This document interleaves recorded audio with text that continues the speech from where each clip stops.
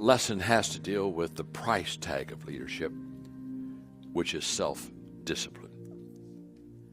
When people ask me, and they do in Q&A all the time, John, what is your greatest leadership challenge? I always give them the same answer. My greatest leadership challenge is leading me. That's my biggest problem. My biggest leadership problem is John Maxwell. Yeah, leading me. See, it's much easier to lead you. My gosh, I'm teaching you these lessons on developing the leader within you. It's so easy to lay out these thoughts, these ideas, give you these steps to do it. It's so good. And then when I'm done, I leave you. It's just wonderful. Good luck. See, it's easier to teach what I know than it is to live what I know. Teaching is easy. Living it, it's more difficult. And that's where self-discipline comes into play. In my book, Intentional Living, and when I teach it, one of the things I do for people is I give them a visual. And this is a visual that works for intentional living, but it's a terrific visual for self-discipline. I always do this.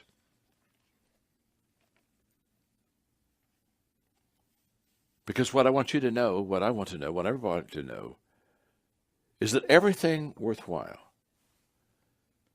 is uphill. Everything. There is nothing in your life, there is nothing in my life that's worthwhile, that's quick and easy. It's all uphill. You have to fight for it every day. You have to climb for it every day. Doesn't come to you. It's not in 3 easy packages, and it's not the cure to overnight success. It's like one guy said, all my life I've worked hard at being an overnight success. Everything worthwhile is uphill. Now the problem is we have downhill habits. Now if you have downhill habits and you have uphill hopes, you're in trouble. And the only way that you go uphill is by self-discipline. So listen to me very carefully. It's impossible for you to have continuous success without having self-discipline in your life. Impossible.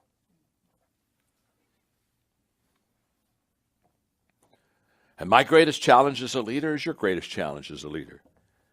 And that is every day keeping people climbing. Because they don't want to climb. They want to coast to success. Huh? Are you with me? They want it to come to them. They treat it like the lottery. And they just kind of hope that if they're at the right place at the right time, something wonderful will happen to them. It won't. Everything worthwhile is uphill. All the way, not partially uphill. And the challenge that we all have is we don't mind climbing uphill for 3 or 4 days, as long as we can coast for a couple. I deserve a break. I deserve a break. I deserve a break. See, what you don't understand is 4 days of climbing is wiped out with 1 day of coasting. And you're back to the same place that you were. And you wonder why you're not being successful. It's faster downhill than it is uphill. It's easier downhill than it is uphill. It's quicker downhill than it is uphill. And so what happens is we have a lot of good uphill days, but we have a few downhill days, and the few downhill days cancel out all the uphill days.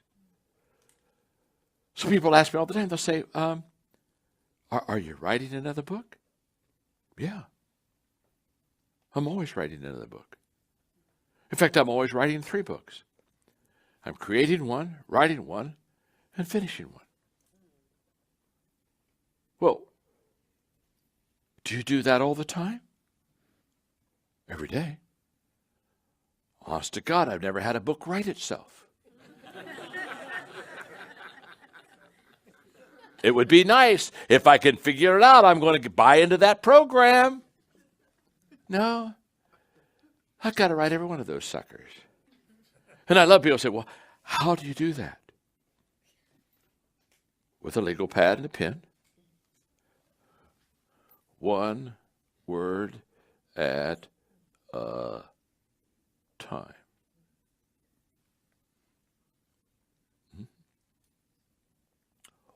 Well, what's your secret? Every day. Every day. Now, self-discipline, the first thing it does, it enables you to go uphill.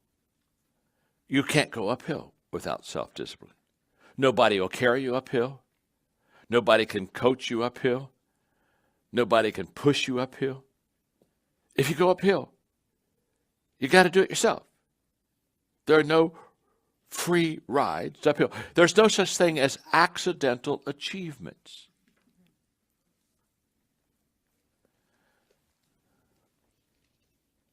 It's the bridge. Self-discipline is the bridge between good intentions and good actions. Good intentions is on one side of the water, and good actions is on the other side. And the bridge is self-discipline that takes our good intentions and turns them into good actions. And the question is my attitude about self-discipline, is it a tunnel or is it a bridge? If it's a tunnel, then self-discipline is heavy. Because it's always about what I'm going through. Well, I'm going through this. Well, I'm going through this. I'm going through. There's a difference between going through something and going to something. When you're going to something, you're on the bridge. When you're going through something, you're on the end of the tunnel, in a tunnel, hoping there's some light at the end of the tunnel. So if self-discipline is a heavy thing for you, it's a hard thing for you. But if self-discipline is a journey for you, it's easier for you. Is it a bridge or is it a tunnel? Am I going through it? Oh, I hope I get there. Or am I going to it? Secondly, self-discipline is the difference between temporary success and sustained success. Because the uphill journey is all the way. You don't get flat land and you don't get down land. It's just all up land. And so the core of all success principles is, the core of it is self-discipline. Most people want what I call a quick fix. Okay, John, okay. Talk to me. Help me out here. What's the quickest way for me to be very wealthy, highly influential, and very successful in life? Just cut out just give me just straight, quick, fast, easy way. There's no such thing. It's uphill all the way. And self-discipline is the vehicle that gets you there. Listen to me carefully.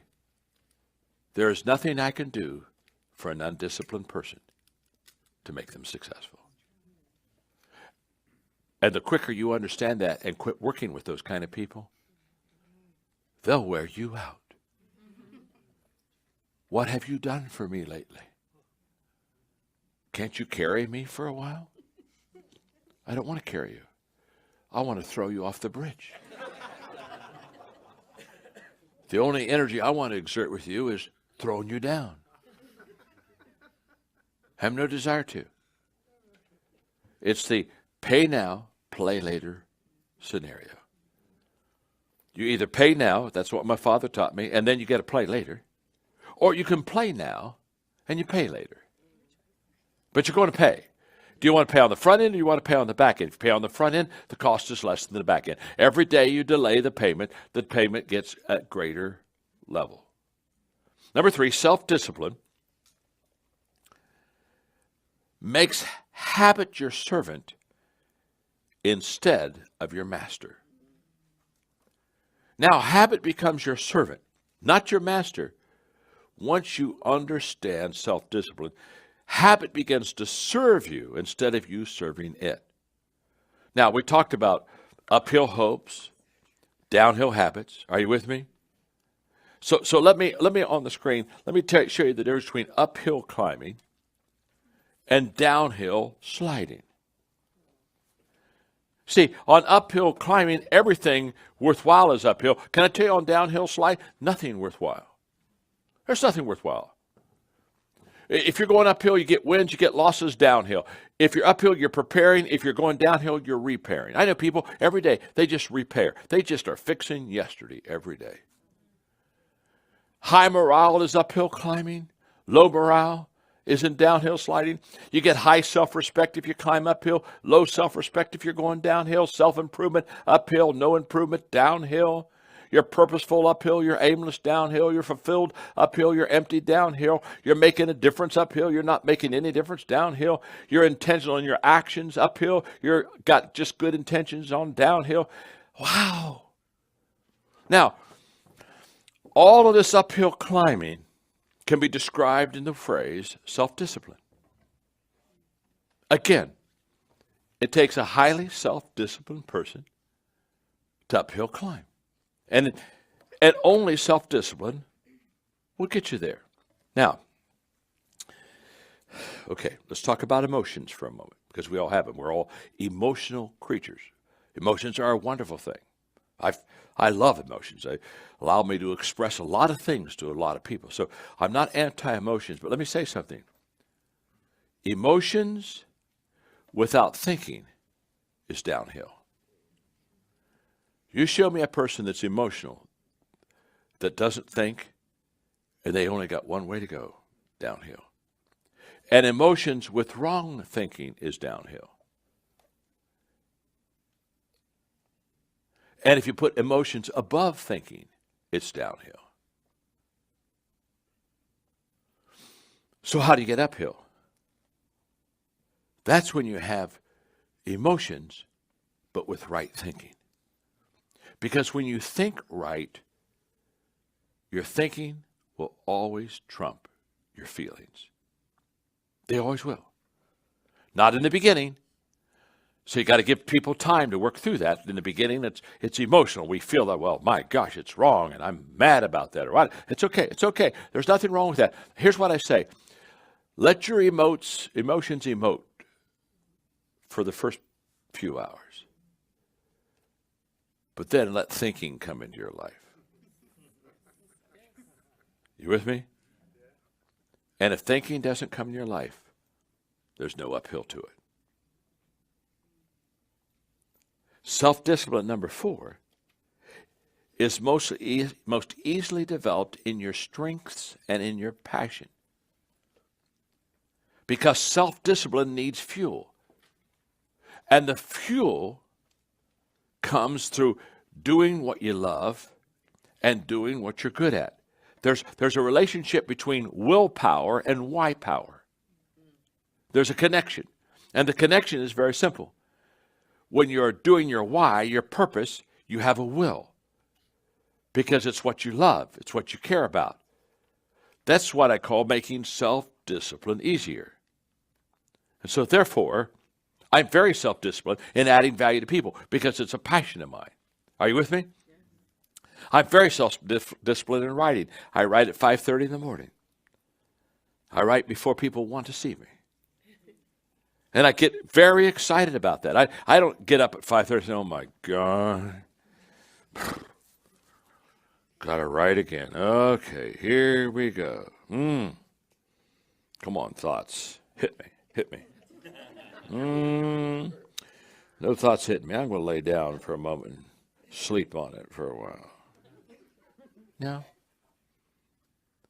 I get so excited when I wake up because I know I'm about to write. And the moment the pen starts moving, the ideas begin to come. The moment the pen starts moving. You got to move the pen. The ideas don't come to the hand without the pen. It's the motion controlling the emotion, which turns into self-discipline. So I don't have to write. I get to write. I want to write. So people say, I admire your self-discipline. Let me tell you something. When you fall in love with something as much as I've fallen in love with something, you'll be self-disciplined also. A lack of self-discipline is a lack of knowing what you want in life. And when you don't know what you want, you won't have any self-discipline power to get there.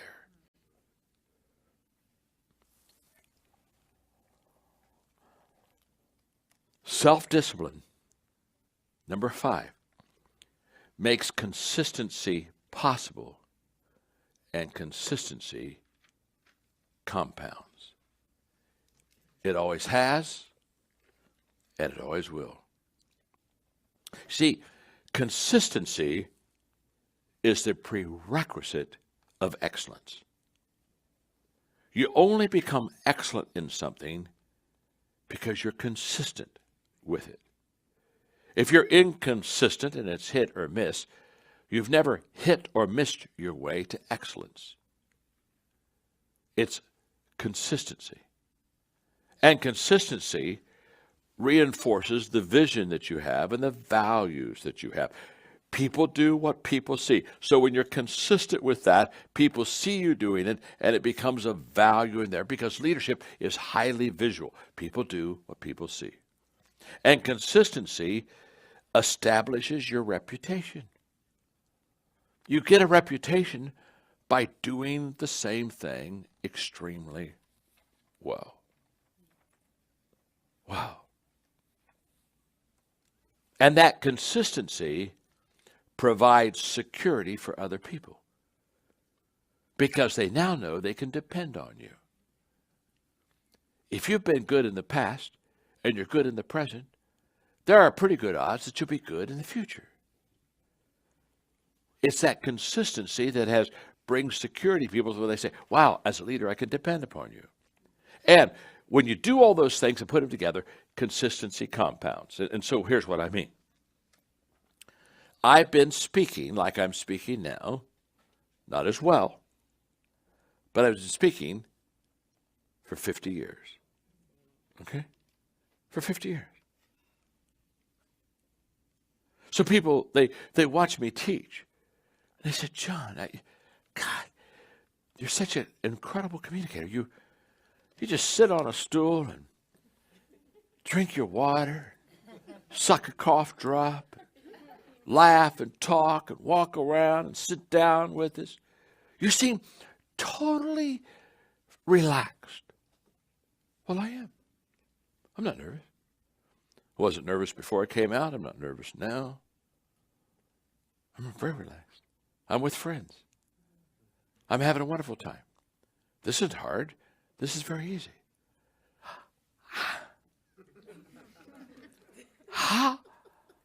What's the secret? All right, we're friends. I'm going to come down and I'm going to share the secret with you. But don't tell anybody. Just between you and me. Okay. Here's the secret.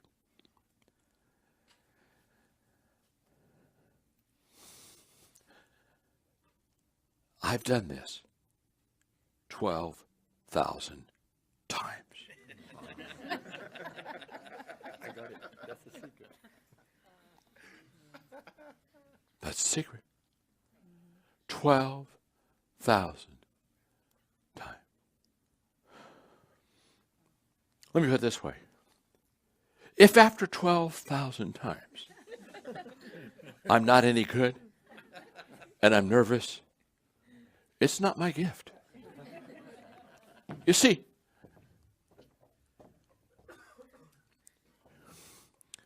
we miss consistency because in the beginning we count it one at a time. And we're so obsessed with 2, 3, 4, 5, 6, 7. All right, 8. I've done this 8 times. 8.